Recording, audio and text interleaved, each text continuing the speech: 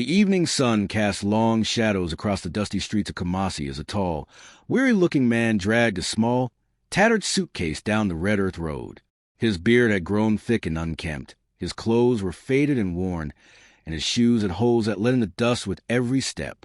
No one in the bustling Ghanaian city recognized this man as Kwaku Asani, a mining magnate who had left Ghana 18 years ago to build an empire in South Africa and beyond.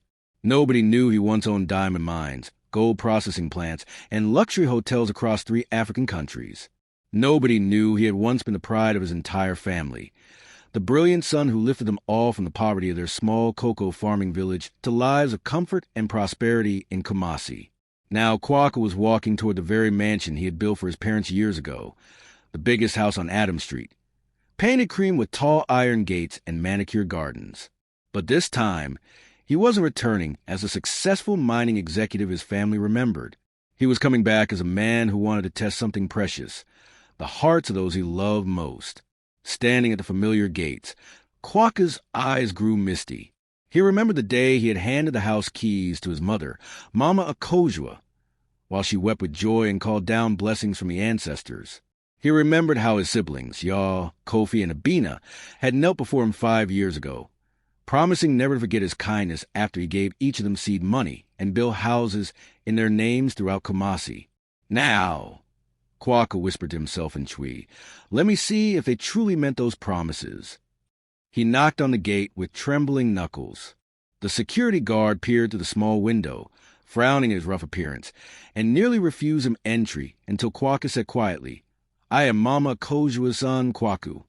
Minutes later, his mother rushed out from the main house, her colorful Kent cloth wrapper flowing behind her. She stopped dead when she saw him, her eldest son looking as disheveled as a street beggar. Her hands shook as she reached out to touch his bearded face. Kwaku, my son, is this really you? She whispered in Twi, her voice filled with shock and concern. Tears filled Kwaku's eyes as he knelt on the compound's concrete floor. Mama, I've come home. Mama Akojua embraced him tightly, but questions raced through her mind. How could her once prosperous son, who owned mining operations across southern Africa, return in such a state? News of Kwaku's return spread to the family like wildfire in Harmattan season. By evening, the compound buzzed with the sound of expensive cars pulling through the gates. Yaw, his youngest brother, arrived in a black Toyota Land Cruiser. Kofi followed in a shiny Honda Pilot. Their sister Abina drove up with her husband in a gleaming Mercedes-Benz C-Class. All 3 siblings looked prosperous, wearing expensive traditional clothes, gold jewelry catching the light, and carrying themselves with the confidence of people who had tasted success. But this success wasn't entirely their own creation. It was Kwaku who had given them the foundation, Kwaku who had provided millions of cedis to start their businesses, Kwaku who had built their homes and even supported Abina's husband's construction company with startup capital. Now they gathered in the mansion's spacious living room, their faces bright with anticipation and barely concealed excitement. Everyone wanted to know what their successful brother had brought back from his mining empire in South Africa. Kwaku sat quietly on the leather sofa, his worn traveling bag at his feet. He studied each sibling's face, remembering their heartfelt promises of loyalty and gratitude from years past. Finally, he cleared his throat. My brothers, my sister, he began in Twi, I thank Naim to see you all again after so many years away. Y'all leaned forward eagerly. We praise God for your life, Kwaku. We heard you were coming back from South Africa. We know you must be bringing great blessings for the family. Kofi nodded enthusiastically. Yes, we've been waiting for this day. Your mining business must be doing incredibly well. Abina smiled brightly, her eyes gleaming. Brother Kwaku, my husband and I are so excited to see you. We know God has been faithful to you in the diamond mines. Kwaku looked deeply at each of them, then sighed heavily, letting his shoulders slump with apparent defeat. I wish I came back with blessings, he said slowly, his voice breaking as if with genuine pain. But the truth is bitter and hard to swallow. The room fell silent. Their eager smiles began to fade like morning mist. Kwaku bent his head, speaking slowly with a voice that trembled with emotion. My family, I was betrayed in South Africa. My business partner, a man I trusted like a brother, framed me for illegal mining activities. They accused me of crimes I never committed. I was arrested and spent months fighting in the courts. He paused, letting fake tears gather in his eyes. After 18 years of building my empire, I lost everything. The government seized my diamond mines, my gold processing plants, my hotels. Everything I worked for was taken. After all these years abroad, I was deported with nothing, not even a single rand to my name. Gasps echoed through the room. Abina's husband shifted uncomfortably. Ya's confident expression hardened. Kofi cleared his throat, but remained silent. Kwaku continued, his voice thick with manufactured grief. I know this is difficult to believe, but today I am no longer the mining magnate you once knew. I came back with absolutely nothing. My only comfort, my only peace, is knowing that before my downfall, I was able to help my family escape poverty. His eyes moved from face to face. I built houses for each of you. I gave you money to start your businesses. I supported your families, so you would never suffer as our parents once did. That knowledge is my only consolation now. He looked directly at them, his voice dropping to a whisper. But today, for the first time in my adult life, I need help. I need you, my family, my blood, to help me rebuild from nothing. I cannot do this alone. The atmosphere in the room grew thick with tension. Nobody spoke. Mama Kojua's eyes filled with tears of sympathy, but the siblings exchanged uncomfortable glances. Their faces showed pity mixed with unmistakable disappointment. The harsh truth was sinking in. There would be no expensive gifts from South Africa this time. No envelopes full of foreign currency. No grand business opportunities. Their wealthy brother had returned empty-handed, and suddenly he wasn't quite as welcome as they had anticipated. One by one, their bright smiles transformed into forced expressions of concern, but their hearts sank with the realization that instead of receiving help, they were being asked to provide it. The test has begun, but will his family pass or fail? What would you do if your wealthy sibling came home asking for help instead of giving it? Drop your thoughts in the comments below. Smash that like button if you're ready to see how this family reacts to their brother's apparent downfall. And don't forget to subscribe because next chapter reveals their first shocking responses. Hit that notification bell. You won't want to miss whether blood is thicker than money in this Ghanaian family. That evening in the Asani family mansion, after Kwaku had poured out his fabricated tale of financial ruin, the atmosphere was heavy with uncomfortable silence. The siblings sat in the elegantly furnished living room, processing what their once wealthy brother had told them. Finally, Ya shifted in his leather armchair and spoke, his voice carrying the confidence of a successful businessman. Brother Kwaku, don't worry yourself too much. You stood by us when we had nothing, and we will surely stand by you now. I'll speak with some of my business partners in Accra tomorrow. Just give me a little time to arrange something. Kofi quickly added his own reassurance.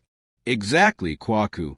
You gave me everything I have today, my transport business, my house, even my children's education. I will never forget that. I'll see what funds I can raise for you. It might not be much at first, but I'll do my best. Abina reached for her husband's hand and smiled warmly. My dear brother, you are the reason my children attend the best private schools in Kumasi. You're the reason we live comfortably today. Please don't shed any more tears. I will contribute whatever I can to help you start over. You are not alone in this struggle. Kwaka's chest rose with a flicker of hope, or at least he pretended it did. At least they hadn't abandoned him completely. At least there seemed to be some remnant of family loyalty. But as the days stretched into weeks, absolutely nothing happened. Every evening, Kwaka would sit on the mansion's wide veranda, watching the gate, waiting to see if one of his siblings would drive through with news or assistance. The gate remained stubbornly quiet except for Mama Akojua coming and going to the central market. One humid evening, as the call to prayer echoed from the nearby mosque and the aroma of kelaweel filled the air from street vendors, Mama Akojua joined her son on the veranda. She found him staring at the gate with hollow, disappointed eyes. "My son," she said softly in Twi, settling beside him on the wooden bench. "Have you heard anything from Yaw or Kofi or Abina?" Kwaka shook his head slowly. "Nothing, Mama. Nobody has called. Nobody has visited. It's been 3 weeks. Mama Akojwa frowned deeply, her weathered face creasing with concern. 3 weeks?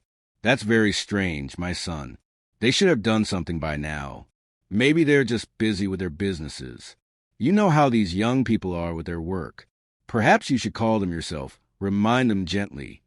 Quokka looked into his mother's hopeful eyes and nodded slowly. Maybe you're right, Mama. Perhaps I should reach out.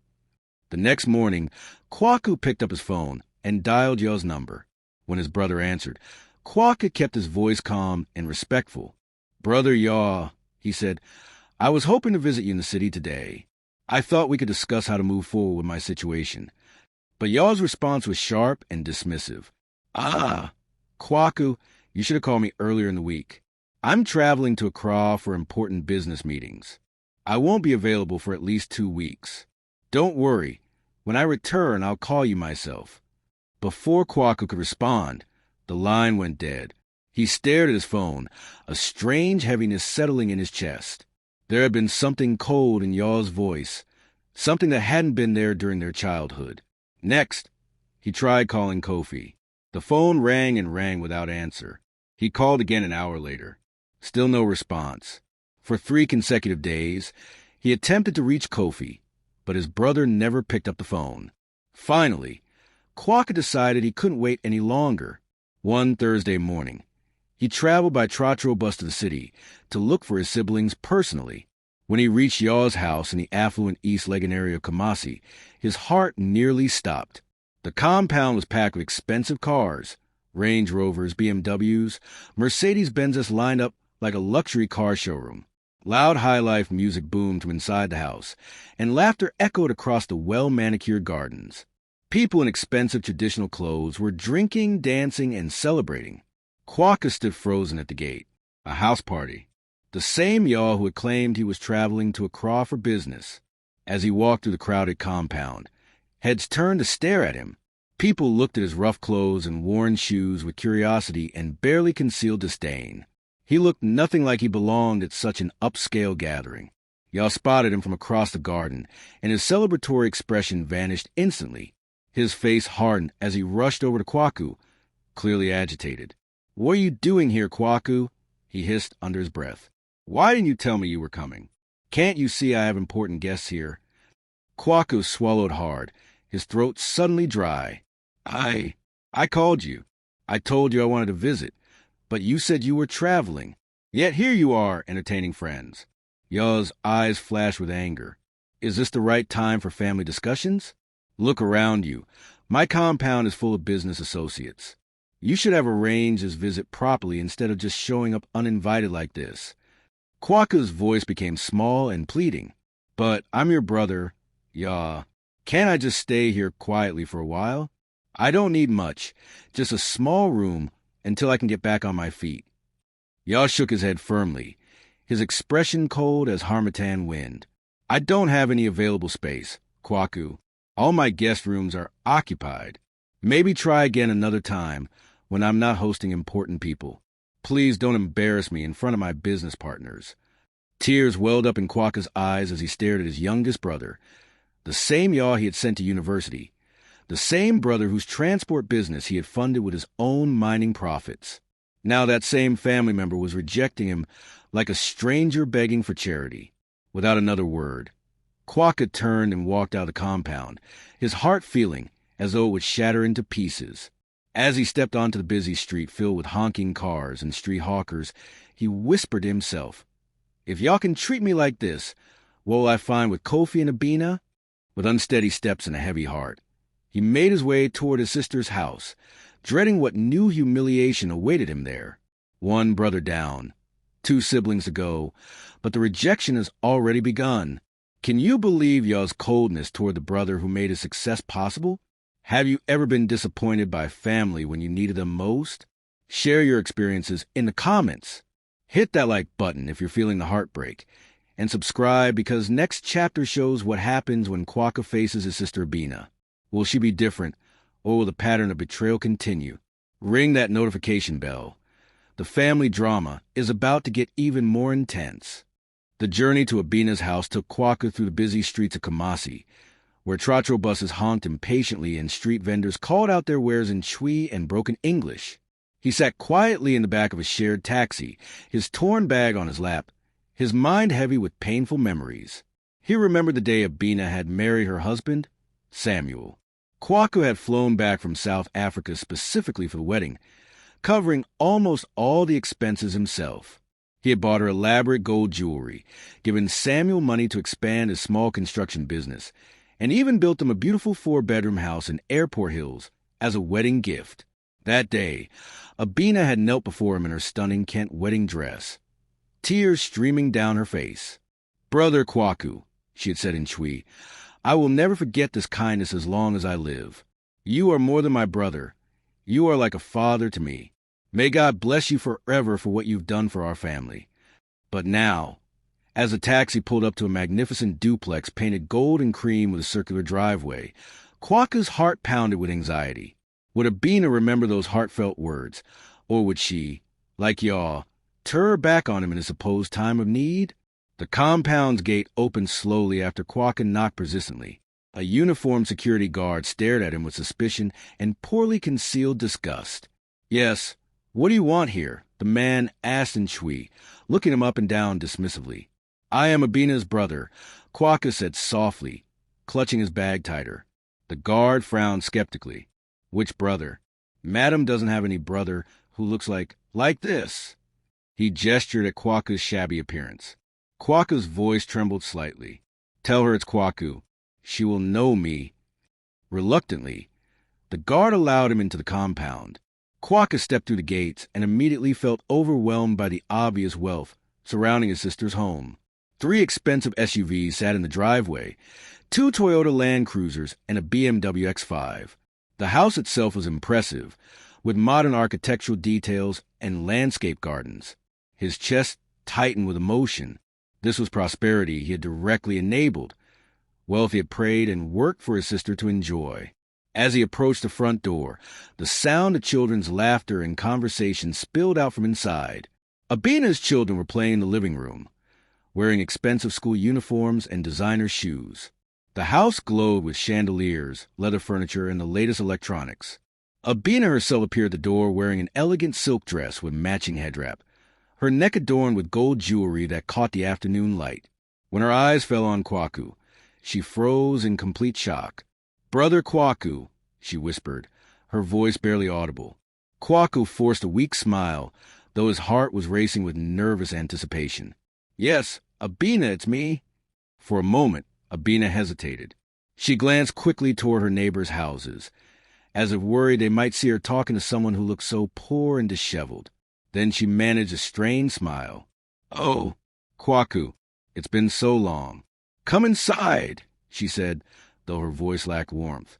Kwaku entered the beautiful home he had helped purchase, his eyes filling with tears as he took in the modern furnishings and obvious comfort his sister's family enjoyed.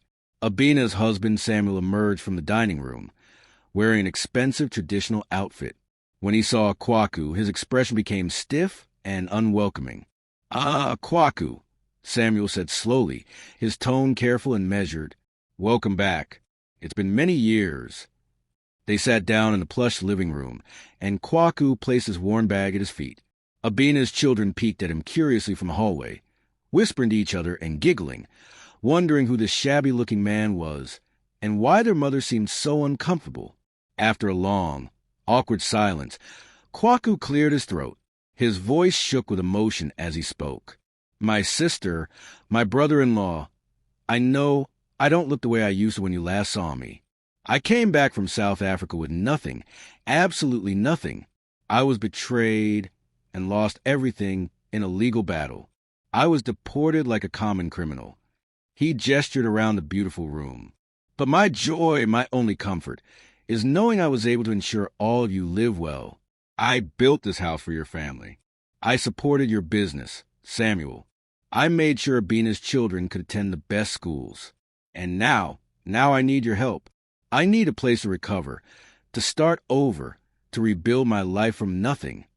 Abina exchanged a meaningful look with her husband. Samuel avoided eye contact entirely. She sighed deeply, forcing another uncomfortable smile. "Brother Kwaku, You know we love you dearly. You know you are very special to our family. But things are not easy for us right now either. Quokka blinked in confusion, his eyes moving around the obviously prosperous room. Not easy? Abina, look around you. This house is beautiful. Those cars outside, your children's private school uniforms. Samuel interrupted him sharply. Kwaku, things are not always what they appear to be from the outside. We have serious responsibilities, school fees, business expenses, extended family obligations. We simply cannot take on additional burdens at this time. The word burden hit Kwaku like a physical blow. His voice trembled as he leaned forward desperately. Burden? I am your brother-in-law, your family. Abina, when you had nothing, was I not there for you? Do you remember your wedding day? Do you remember when you and Samuel were living in a single room? Did I not build this very house you're sitting in? Did I not send money regularly even after you were married? Abina lowered her eyes, unable to meet his gaze. We remember, brother. We are grateful. But times have changed, and we have our own struggles now. Quokka's tears finally spilled over. He looked at his sister, with raw pain in his eyes. So this is how it is? First you rejected me.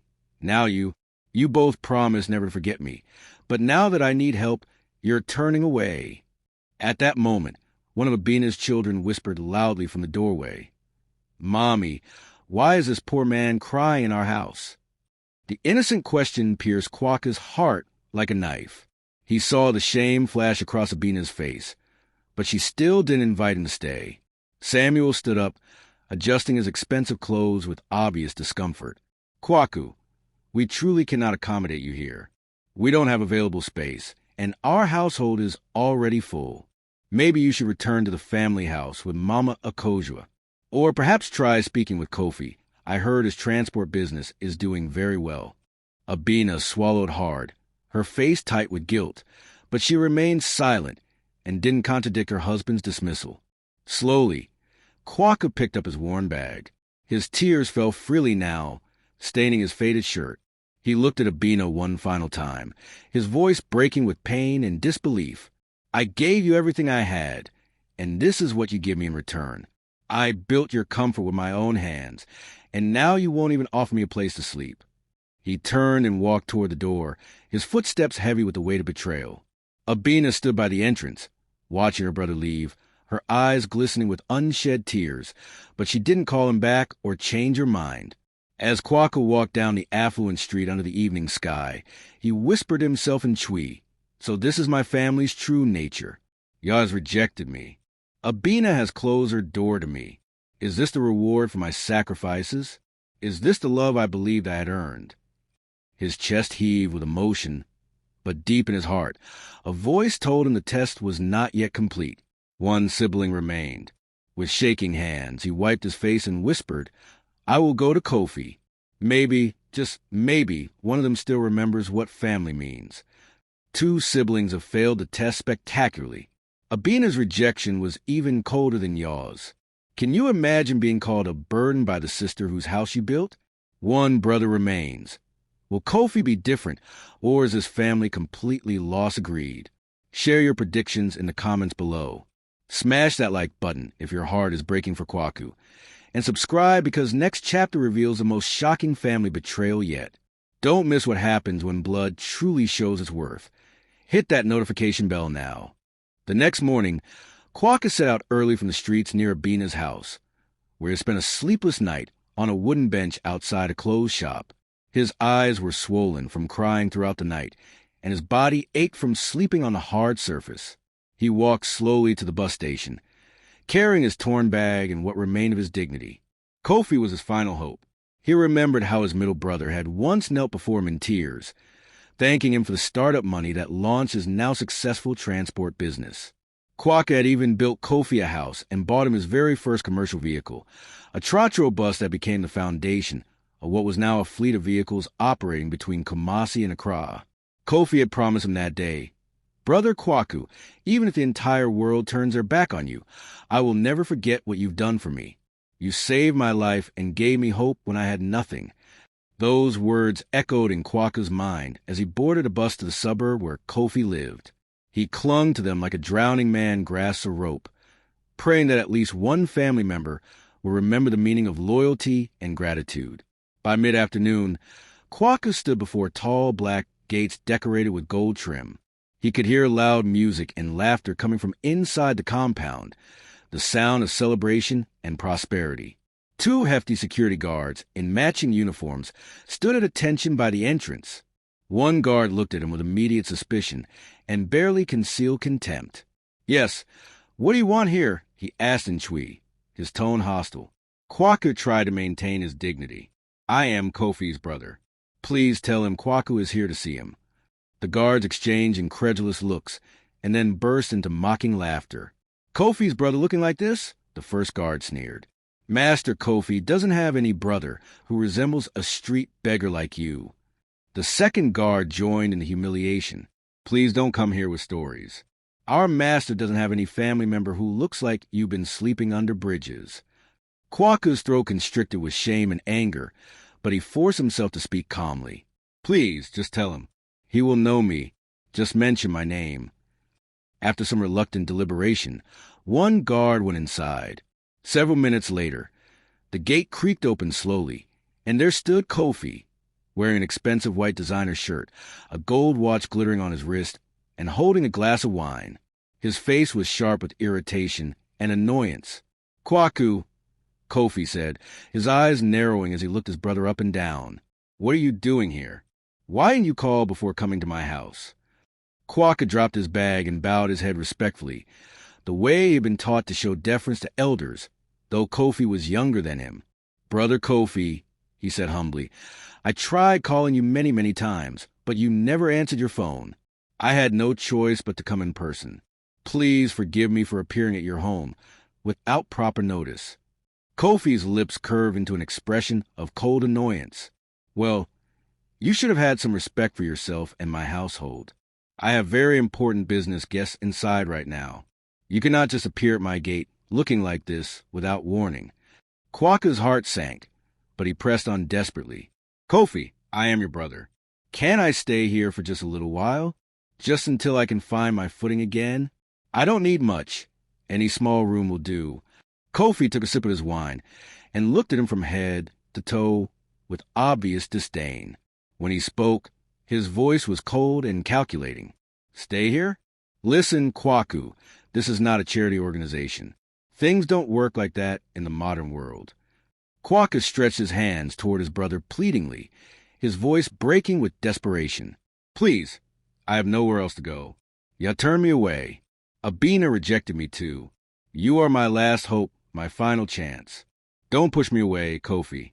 We share the same blood, the same mother." Kofi laughed, a dry, cruel sound that cut through Kwaku like a blade. "Brother? You mean the same brother who once had everything and now has absolutely nothing?" Kwaku staggered backward, shocked by the venom in those words. Kofi took another leisurely sip of his wine, studying Kwaku's reaction with apparent satisfaction.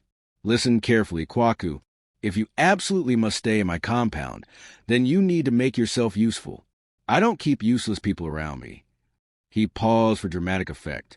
"My head security guard has been asking for time off to visit his village for several months. If you want to stay here, you can take over his position.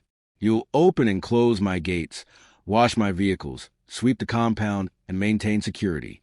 At least then you won't be a complete burden on my household." The words hit Kwaku like thunderbolts from a clear sky. His entire body went numb. His mouth opened, but no sound emerged. He stared at Kofi in complete disbelief. This was the same brother he had lifted from poverty, the same man whose transport empire he had single-handedly funded.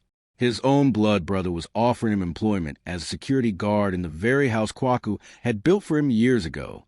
Slowly, Kwaku's knees gave way, and he collapsed onto the dusty ground in front of the gates. Tears poured down his face like rain in the wet season. "Kofi," he whispered through his sobs, "do you remember when you had absolutely nothing? Do you remember when you came to me crying, begging for help to start a business? Do you remember how I built your first house with my own money? And today you wanted to work as your security guard." Kofi's expression hardened further, showing no trace of remorse or recognition. "Kwaku, The world has changed since then. Nobody owes anybody anything based on past favors. You made whatever mistakes you made in South Africa, and now you're paying the consequences. If you don't want to work, then go back to the village and stay with Mama. I don't have time for sob stories and self-pity. The security guards at the gate chuckled quietly among themselves, whispering and mocking Quokka's public humiliation. Their laughter was like salt poured into an open wound. Quokka wiped his tears with trembling hands, his voice barely above a whisper. I never knew my own blood could despise me like this. I never imagined the family I sacrificed everything for could treat me worse than strangers. Kofi turned his back dismissively and began walking toward his house. Make your decision quickly, Kwaku. Security guard or nothing. I have guests waiting. With those cruel words, he disappeared inside, leaving Quokka kneeling in the dust like a beggar who had been refused charity. The gate began to close slowly behind him with a loud, final clang that seemed to echo the sound of his heart breaking. Quokka picked up his worn bag with shaking hands, his vision blurred by tears of betrayal and disbelief. His legs felt weak as he dragged himself away from his brother's compound and onto the busy street.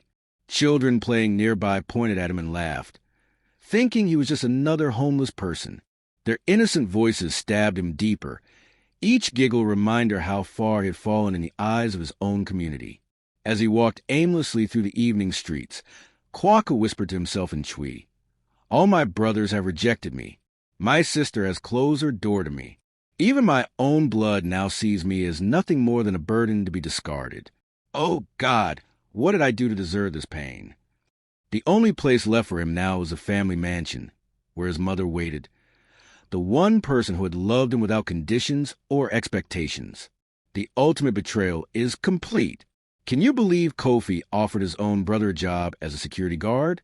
The family test has revealed their true hearts, and it's heartbreaking. What would you do if your siblings treated you this way after everything you'd done for them? Drop your thoughts in the comments. Hit that like button if you're feeling Quokka's pain, and subscribe because next chapter reveals the shocking truth and final confrontation. You won't believe how this family reacts when they discover they've been tested. Ring that notification bell for the explosive conclusion. The moon hung high above the quiet streets of Kumasi when Kwaku finally dragged his exhausted body back to the Asani family mansion. His worn bag felt heavier than ever, and each step echoed with the weight of betrayal and heartbreak. When he reached the familiar gates, Kwabena the security guard quickly opened them, his face filled with concern. "Oga Kwaku, what happened to you? You look like the whole world has collapsed on your shoulders," Kwabena said in pidgin English mixed with Twi. Quokka managed only a weak nod, his voice completely gone from crying and emotional exhaustion. Mama Akojua was sitting on a veranda in her traditional cloth wrapper, fanning herself against the humid night air. She had been restless all day, her mother's heart sensing her son's distress from miles away. The moment she saw Quokka's devastated face, her fan clattered to the concrete floor. "Kwaku, my son, what has happened? Why are your eyes so swollen? Where have you been since this morning?" Quokka tried to speak, but instead collapsed in the chair beside her, burying his face in his hands as his body shook with fresh sobs. "Mama," he finally choked out, "they have all abandoned me. Every single one of them." Mama Kojua's heart constricted with fear. "What do you mean, my son?" Through broken words punctuated by tears, Quokka told her everything. "I went to y'all first. He lied to me, Mama. He claimed he was traveling, but when I reached his house, he was throwing a big party. He chased me away like a stranger, saying his house was full of important guests." Mama Akojua gasped, pressing her hand to her chest in shock. Quokka continued, his voice breaking like shattered glass. "Then I went to Abina. Mama, she refused me too. She said times were hard for them while sitting in the beautiful house I built for her family. Even her children asked who the poor man in their house was." Mama Akojua began to tremble, tears welling in her aged eyes. And then Quokka's voice cracked completely. "I went to Kofi. Mama, Kofi, my own blood brother, told me that if I wanted to stay in his house, I must become a security guard. Me, his elder brother who built his entire transport business. He wanted me to open and close his gates like a common laborer. At those words, Mama Akoja screamed and clutched her chest. Tears rolled down her wrinkled cheeks as she shook her head in disbelief and horror. No, no, it cannot be. Not after everything you did for them. You sacrificed your own comfort for years to lift them from poverty. You built their houses with your sweat and blood. And now they treat you like a stranger. She wailed loudly, her cry piercing the night air and waking the neighbors. Quokka fell to his knees before his mother, his body shaking with exhaustion and grief. Mama, forgive me. I thought I was testing their love, but I see clearly now. They never loved me. They love my money. Without my wealth, I am nothing to them. Mama Akoja pulled him into her arms, both of them crying together under the star-filled sky. My son, don't say that. You are not nothing. You are my blood, my pride, my heart. Even if the whole world turns against you, I will stand by you until my last breath. But even as she comforted him, her heart was breaking. The shame, the betrayal, the unthinkable cruelty of her other children burned inside her like fire. She lifted her eyes to the heavens and cried out through her tears, God of our ancestors, why must a mother witness such a day? Why should children repay goodness with evil? Why should my son who lifted his siblings from dust be trampled under their feet? That night, after Kwaku finally cried himself to sleep, Mama Akoja sat alone in the living room, staring at the family photographs hanging on the walls.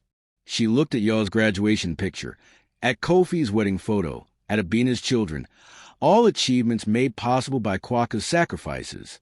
Her eyes hardened with righteous anger. No, she whispered fiercely. They cannot go unpunished. They cannot trample on the son who made them who they are today. I carried all of you in my womb, but Kwaku carried all of you with his hands and his heart. Tears of fury mixed with maternal pain flowed down her cheeks. By the God I serve, she vowed quietly, I will open their eyes. They will taste shame for how they treated their benefactor. They will learn what it means to bite the hand that fed them. 2 days later, Mama Akoja made phone calls to each of her other children, her voice stern and commanding. Come home this Sunday. All of you, I have something important to discuss with the family. Sunday afternoon arrived with unusual tension in the air. The compound filled with expensive cars as the siblings arrived, looking prosperous and confident. Ya stepped out of his Range Rover, wearing an elegant Kent cloth outfit. Kofi emerged from his Lexus with designer sunglasses, radiating arrogance. Abina and Samuel arrived in their Mercedes, both dressed in expensive traditional attire. They entered the living room with curious smiles, completely unaware of the storm about to break over their heads. Kwaka was already seated, wearing simple but clean clothes, his eyes red but steady with newfound resolve. Mama Akoja sat beside him, her wrapper tied tightly, her face set like stone. The siblings settled into their chairs, exchanging glances and whispering among themselves about why their mother had called this unexpected meeting. "Ya, Kofi, Abina," Mama Akoja said, her voice carrying the authority of matriarch. "I called you here because today the truth will be spoken in this house. The truth that none of you can escape or deny." They shifted uncomfortably, sensing something was different about their usually gentle mother's demeanor. Kwaka slowly stood up. His voice was calm, but each word fell like a hammer blow in the silent room. "My brothers, my sister, when I returned from South Africa, I told you I had lost everything. I told you I was betrayed, deported, and left with nothing. I said I was poor and desperate, begging for your help." He paused, letting his eyes move across each of their faces. "That was my story, and you all heard it." Abina swallowed nervously. Ya frowned with growing unease. Kofi maintained his arrogant smile, but it was beginning to waver. Kwaka's voice grew stronger, more commanding. "But the truth is, it was all a lie, a complete fabrication, a test of your hearts, your loyalty, your character." Gasps filled the room. Mama Akoja nodded silently, tears of vindication in her eyes. "I am not poor," Kwaka continued, his voice rising with emotion. "I was never betrayed. No government seized my properties. My diamond mines are still producing. My gold processing plants are still operating. My hotels across South Africa, Botswana, and Ghana are thriving. I am wealthier today than I have ever been in my entire life. He pulled out his smartphone, scrolling through photographs of his sprawling mining operations, his luxury hotels, his fleet of vehicles, his multiple mansions. He placed the phone on the center table for all of them to see. My mining empire spans 3 countries. My businesses employ over 2,000 people. I own properties worth more than $50 million. Ya's confident expression crumbled. Kofi's arrogance evaporated instantly. Abina covered her mouth with her hands in shock. Kwaku's voice broke with pain and disappointment. But you, my own blood, failed the test completely. Ya, you lied to my face and threw me out of your house like a beggar. Kofi, you offered me a job as your security guard in the house I built for you. Abina, you call me a burden and close your door on me while living in comfort I provided. Mama Akojwa slammed her hand on the table, her voice shaking with rage and sorrow. Did you hear your brother? Did you understand what he just revealed? After everything he did for you, after he lifted you from poverty, built your houses, funded your businesses, educated your children, you rejected him because you thought he was poor. She stood up, pointing at each of them with trembling fingers. You betrayed blood. You trampled on love. You forgot the hand that fed you. May God judge each of you for this wickedness. Tears streamed down her face as she struggled to control her emotions. Kwaku's shoulders shook as he fought to maintain his composure. He turned away from them, his voice thick with grief. I wish I could say I forgive you. I wish I could pretend this test never happened. But you have shown me your true hearts. You only love my money, never me as a person. He took a deep breath, wiped his tears, and spoke the words that would haunt them forever. From this day forward, I consider you dead to me as siblings. You are no longer my family. My only family in this house is Mama Akojwa. She alone loved me without conditions, not knowing this was a test. He picked up his bag, no longer torn and shabby, but a designer leather briefcase he had hidden away. Enjoy the wealth I gave you years ago, but you will never see another Pasewa from me, and you will never see me again. Kwaku walked toward the door with his head held high, his decision final and irrevocable. Ya jumped to his feet, panic in his voice. Kwaku, wait. Please, I can explain. I didn't know. Kofi stood frozen, his pride completely shattered. Brother, please don't leave us like this. We made a mistake. Abina burst into tears, calling after him desperately. Brother Kwaku, please forgive us. We're sorry. Don't abandon your family. But Kwaku did not turn back. He walked out of the mansion with firm steps, his heart broken but his dignity intact. Outside, a black Mercedes G-Wagon waited at the gate, his personal vehicle with his driver standing at attention. He entered the luxury SUV and settled into the leather seats. As the vehicle pulled away from the compound, Kwaku whispered to himself, let them live with their shame and regret. My test is finished. My relationship with them is over forever. Behind him, he left the mansion drowning in guilt, tears, and the bitter taste of consequences they would carry for the rest of their lives. The truth is finally out, and the family's shame is complete. Kwaku's test revealed their true hearts, and now they must live with the consequences of their greed and betrayal. Justice has been served, but at what cost? Was Kwaku right to cut them off completely, or should family bonds triumph over disappointment? Share your thoughts in the comments below. This story teaches us powerful lessons. True love is tested in times of need, not abundance. Family isn't just about blood. It's about loyalty when you have nothing to offer.